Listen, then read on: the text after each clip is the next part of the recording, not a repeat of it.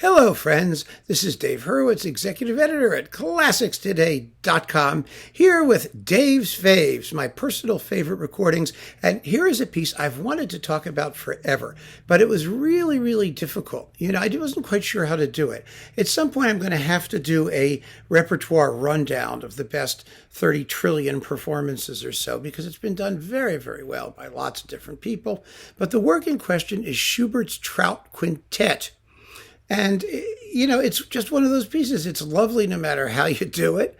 It's so amiable and pleasant and enjoyable and full of vigor and a joie de vivre. And I really, it's just a splendid work. And it's been so frequently recorded. And the quality of playing today is so good. And it's just hard. It's hard to get your brain around, which the best dozen or two recordings are. But I'll get there. I'm working on it. I just want you to know. In the meantime, I do have my Dave's Faves version, and it is this one. From Marlborough, with Rudolf Serkin piano, Jaime Laredo violin, Philip Nagela viola, Leslie Parnas cello, and the great Julius Levine bass, because this is not your average piano quintet, which is piano plus string quartet. No. This is piano plus violin, viola, cello, and double bass, which is one of the things that makes it so unusual. There are very, very few pieces in the repertoire that require a double bass. There's actually an interesting reason for that. Dvorak wrote a quintet, a string quintet, which has a double bass in it, which is also quite unusual. When you have a double bass, you start to have sort of an orchestra. Even when you're only dealing with a small number of strings or a piano or whatnot, it changes the whole balance of tone of the ensemble, having an extra octave down there below the cello. And there are a bunch of reasons for that. Like I said, the first reason is that the double bass is actually not a member of the violin family. It's a member of the gamba family. Now, why do we care? Well, I don't know if we need to, but there is something about the tone of this colossus of the string section which sets it apart. Aside from the fact that it's double bass, it's just lower. But the other reason I think that it really sort of changes the whole concept of the ensemble is because most of the time, the double bass is not going to have an independent part. It's going to be doubling the cello or the left hand of the piano, usually an octave lower, although the piano can get pretty low too. Although in Schubert's day, I think a double bass could go lower than the bottom of a piano, but it all depends. The bottom line is that you lose that independence of part writing that characterizes classical chamber music. In other words, each part is necessary and each part has its own certain independence, even when they're playing together, or even as in this case where you have a basic opposition of piano versus strings. The double bass actually can mediate between the two groups quite well by reinforcing the bass of the piano or the bass of the string section or of the ensemble. But the result starts to approach an orchestral quality. And that's one of the things that makes the Trout Quintet so much fun. It's an odd thing, but because you have these clearly subordinate parts or clearly doubling parts, you don't have as much opportunity for pure sort of counterpoint in the Baroque sense, or even in the classical sense. That is pure independent part writing in multiple voices. Someone's always down there doubling somebody else. That is the double bass for the most part.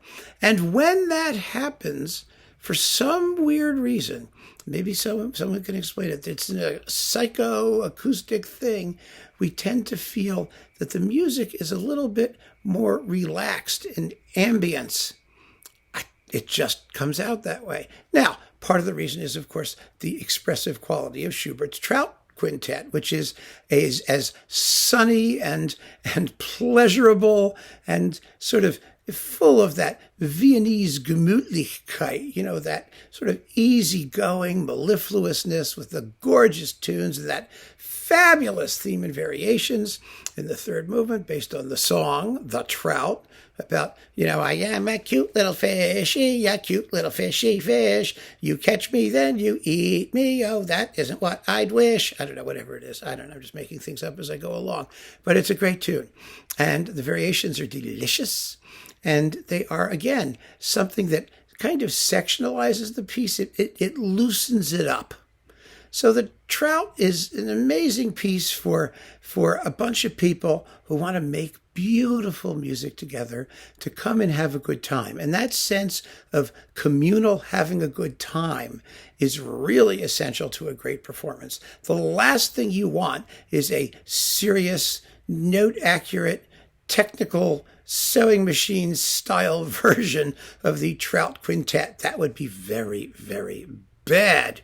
And because it's an odd ensemble, you usually do not hear it performed by, there are no established quintets with double bass in classical repertoire. So you always need to either use a string quartet and get rid of one of the players and add a double bass, or a trio, or a piano trio with two extra players.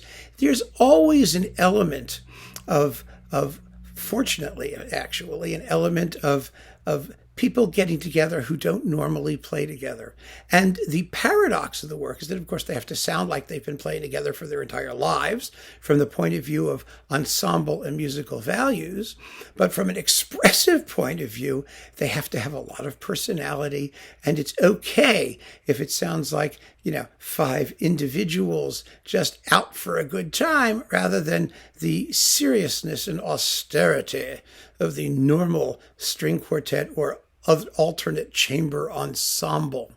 And that's just the way it is. So this particular performance on CBS Sony from the Marlborough Festival, with, once again, Rudolph Serkin, Jaime Laredo, Philip Nagala, Leslie Parnas, and Julius Levine, really has a phenomenal tension between that sort of relaxed, easygoing conviviality of spirit and just wonderful musicianship from everybody involved. And that's what I want to hear in my Trouts. That's the ideal Trout. This is the troutiest of all the Trouts. And by the way, you also get the Mozart Stadler Quintet for clarinet and strings in A major. In other words, the Mozart Clarinet Quintet. Fabulous performance too, with Harold Wright, Sasha Schneider, Isidore Cohen, Samuel Rhodes, Leslie Parnas. Oh, it's beautiful. I love the way they call it that. Quintet for clarinet and strings in A major, K581, Stadler. Okay. Otherwise known as the Mozart Clarinet Quintet. It's not like there are other ones, right? But what a wonderful disc this is.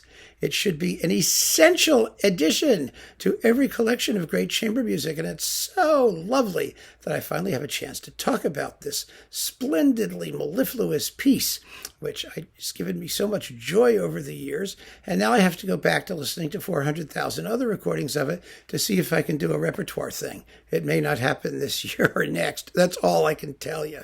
So keep on listening, friends. Thank you so much for joining me. Don't forget to look at the Dave's Faves playlist down below. Take care.